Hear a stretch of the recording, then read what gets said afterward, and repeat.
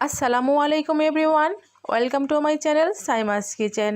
আজকে আপনাদের সাথে শেয়ার করব তাল থেকে কিভাবে রস বের করা হয় ও তা সংরক্ষণ করা হয়। প্রথমেই আমি তাল থেকে তালের এই শক্ত আবরণটা ছাড়িয়ে নিচ্ছি। এই শক্ত আবরণের নিচে একটা বোঁটাও থাকে, তালটা পাকা হওয়ায় সেই বোঁটাটাও ছুটে আসছিল। আর যদি কোনো বোঁটা না ছাড়তে চায় তাহলে সেটা ছুরির সাহায্যে কেটে নিলেই হয়।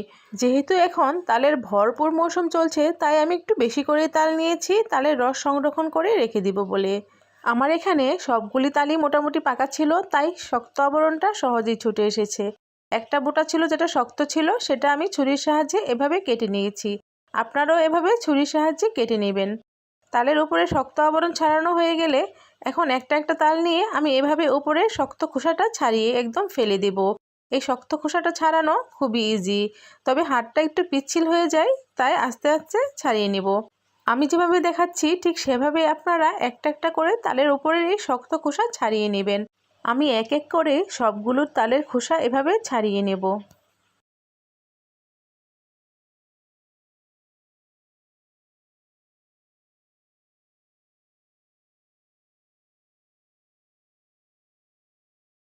আমার তালের খোসা ছাড়ানো শেষ। একটা তাল থেকে আমি 3টা আটি পেয়েছি। এই যে তালের ভেতরের এই শক্ত আবরণটা দেখতে পাচ্ছেন, এটা থেকে তালের রসটা তেতো হয়ে যায়, তাই এটা খুব সাবধানতার সাথে ফেলে দিবেন, তা না হলে তালের রস তেতো লাগবে। তালের সাইজ অনুযায়ী তালের ভেতরের আটি কম বেশি হয়। বড় সাইজ হলে 3টা আটি হয়, ছোট সাইজ হলে 2টা আটি পাওয়া যায়। আমার তালগুলো যেহেতু একটু বড় সাইজের ছিল, তাই আমি 3টা করে আটি পেয়েছি। আমার সবগুলো তালের খোসা ছাড়ানো মোটামুটি শেষ। এ পর্যায়ে আমি তালের আটিগুলোকে পরিষ্কার পানি দিয়ে আলতোভাবে ধুয়ে নেব, যাতে তালের গায়ে কোনো ময়লা লেগে থাকলে তা চলে যায়। আর যেহেতু আমি বাহিরে তালগুলো পরিষ্কার করছিলাম, তাই একটু একটু মাছি আসছিল, তাই আমি তালগুলোকে ভালোভাবে ধুয়ে নিলাম। এখন আমার ধোয়া শেষ। এখন এই তালগুলো থেকে আমি দুইভাবে রস বের করব। প্রথম পদ্ধতিতে একটা বোলে কিছুটা পরিষ্কার পানি নিয়ে তাতে তালের কয়েকটা আটি নিয়ে কচলে কচলে রস বের করে নেব। আমি যেভাবে দেখাচ্ছি ঠিক সেইভাবে।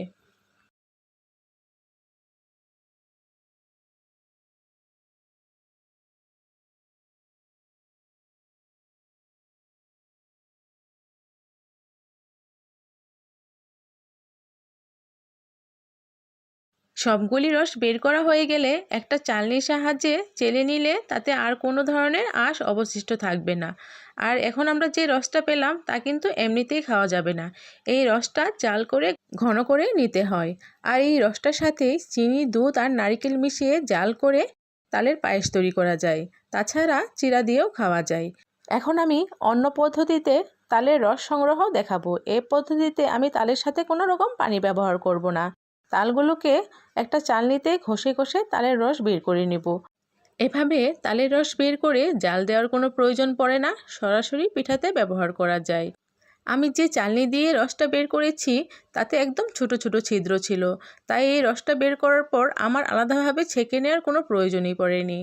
ফাইনালি আমার দুইভাবে রস বের করা শেষ। পানি সহকারে যে রসটা বের করেছিলাম সেটা কিন্তু আমার অবশ্যই জাল করে নিতে হবে। আর ঘনভাবে যে রসটা বের করেছিলাম তা কিন্তু আমার জাল করার কোনো প্রয়োজন নেই। আমি চাইলে এমনিতেই পিঠাতে ব্যবহার করতে পারবো, আর না চাইলে আমি এমন একটা বক্সে করে ডিপ ফ্রিজে সংরক্ষণ করে রাখতে পারবো বছর জুড়ে। আপনারাও চাইলে এভাবে সংরক্ষণ করে রাখতে পারবেন।